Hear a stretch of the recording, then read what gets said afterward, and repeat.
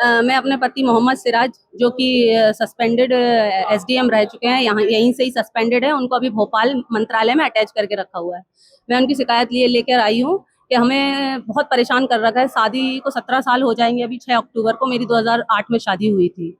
ये जिला छिंदवाड़ा के रहने वाले हैं। शुरू से ही इनका हमारे इसी मामले को लेकर विवाद चलता था, जिस चीज में ये सस्पेंडेड है। बार बार थाईलैंड, बैंकॉक, दुबई, इराक और भी पता नहीं कहाँ कहाँ विदेश यात्रा पे जाना, अपने घर वालों के नाम पे, परिवार वालों के नाम पे बेनामी संपत्तियां लेना, हमारा कई महिलाओं से संबंध। तो इसी मामले में मेरी बहुत झगड़ा रहता था, बहुत परेशान रहती थी मैं। 10-10 दिन के लिए गायब हो जाना, सिम दूसरे मोबाइल में डाल के मेन मोबाइल छोड़ के चले जाना और बातचीत न करना, कहाँ जाना क्या करना कोई मतलब नहीं। इसी बात में मेरा विवाद होता था। 2023 में मैं फिर अपने मायके आ गई।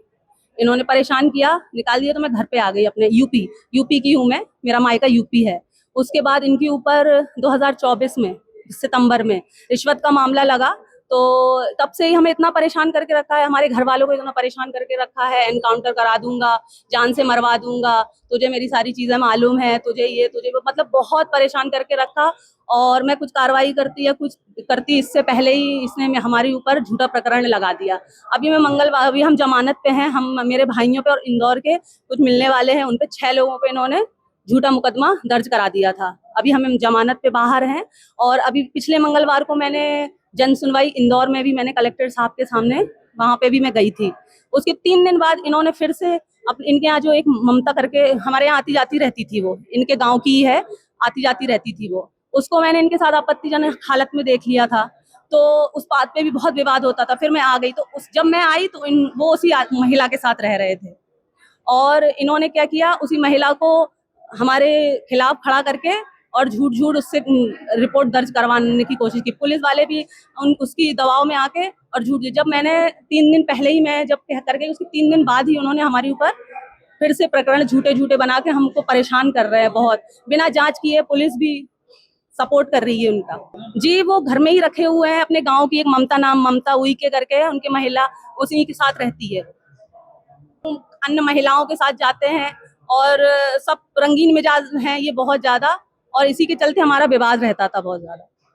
हमें बार बार झूठे प्रकरण में फंसाने की धमकियां, तुम लोग इंदौर आओगे तो हम तुम्हें एनकाउंटर करा देंगे, जिसकी सारी रिकॉर्डिंग्स हमारे पास है, सारे एविडेंस हमारे पास है। बसुम बानो, उन्होंने पहले पॉक्सो दर्ज करा दिया था। मेरे अभ्यक्ष बेटे से हमारे ऊपर पॉक्सो केस लगवा दिया। तो हम सब अभी जमानत पे हैं सर। एविडेंस है, सारी चीजें। बस ये बोलते हैं हम तुम्हें झूठे प्रकरणों में इतना फंसाएंगे कि तुम सब जेल में सड़ोगे, तुम लोग हमारा कुछ नहीं उखाड़ सकती हो। मैं बड़ा अधिकारी हूँ, मेरी पहचान है बड़े बड़े लोगों से, बड़े बड़े अधिकारी मुझे सपोर्ट करते हैं। तुम कुछ भी नहीं उखाड़ पाओगी मेरा, और तुझे मैं जान से मरवा दूंगा। इसका बहुत खतरा है सर। मेरे साथ कुछ भी होता है उसका जिम्मेदार मेरा पति होगा। ये थाईलैंड, बैंकॉक, दुबई, पटाया, फुकेट, इराक, सऊदी अरेबिया और भी पता नहीं, इनकी जांच होगी। मैं चाहती हूँ कि इनकी जांच हो, इनका पासपोर्ट लिया जाए। इनकी अवैध संपत्ति बहुत लोगों के नाम पे इन्होंने ले रखी है, इंदौर में, जबलपुर में, छिंदवाड़ा में, सब जगह लेके रखी है। अनुमति के झूठे मेडिकल बना के, ड्राइवर को पैसे दे के झूठे मेडिकल बनवा के और ये जाते थे।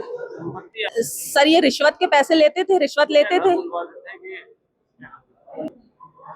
का पैसा लेते थे, बड़े बड़े काम करते। इसी चीज में हमारा विवाद चलता था। मैं मना करती थी तो मेरे साथ मारपीट करते थे सर।